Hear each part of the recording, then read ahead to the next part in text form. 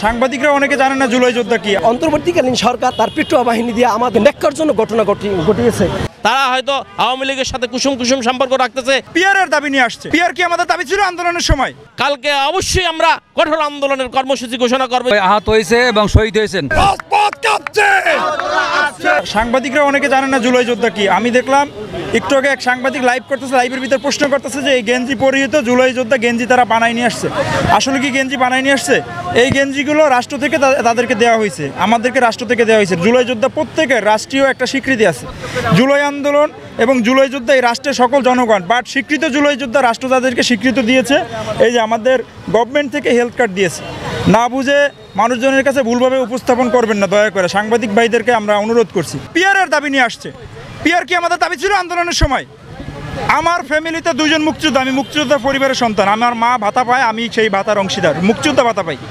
আমার কি কোটা কোনো দাবি ছিল? আমার দাবি ছিল রাষ্ট্রের একটা স্বৈরাচারী রেজিমকে সরানো।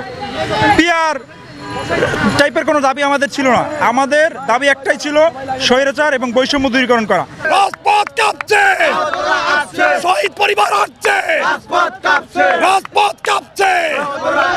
এমন কিছু রাজনৈতিক দল আছে, আমি নাম বলতেছি না, তারা হয়তো আওয়ামী লীগের সাথে কুসুম সম্পর্ক রাখতেছে, ভারতীয় রয়ের সাথে কুসুম সম্পর্ক রেখে এখানে জুলাই সনদকে কলুষিত করতেছে।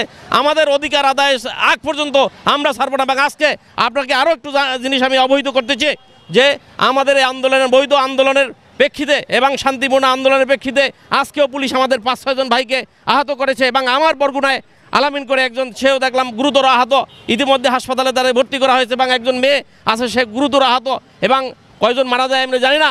যদি আমাদের কোনো জুলাই যোদ্ধা বা এই আন্দোলনে আমাদের শহীদ পরিবারের কেউ যদি মারা যায়, কালকে অবশ্যই আমরা কঠোর আন্দোলনের কর্মসূচি ঘোষণা করবো ইনশাল্লাহ। আমরা আরেকবার এই রাস্তায় আসবো, এটা আমরা কামনা করি নেই। বাংলাদেশ এমন একটা দেশ হয়ে গেছে আন্দোলন ছাড়া, রক্ত ছাড়া। আজকে আমাদের অনেক ভাইরা আজকে এখনও ঢাকা মেডিকেলে যায়, দেখেন তারা অসুস্থ এখনও। আমরা তাদের সাথে আমরা তো আমাদের ন্যায্য অধিকারের জন্য আমরা আজকে রাস্তায় নেমেছিলাম। কিন্তু আমাদের যে অন্তর্বর্তীকালীন সরকার আমাদের রক্তরূপে দাঁড়িয়েছে, সেই সরকার কি করলো? তার পেট্রোয়া বাহিনী দিয়ে আমাদের এই জুলাই যোদ্ধাদের উপরে আজকে ন্যাক্কারজনক ঘটনা ঘটিয়েছে।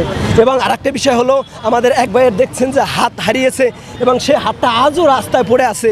এটা আমরা কামনা করি না।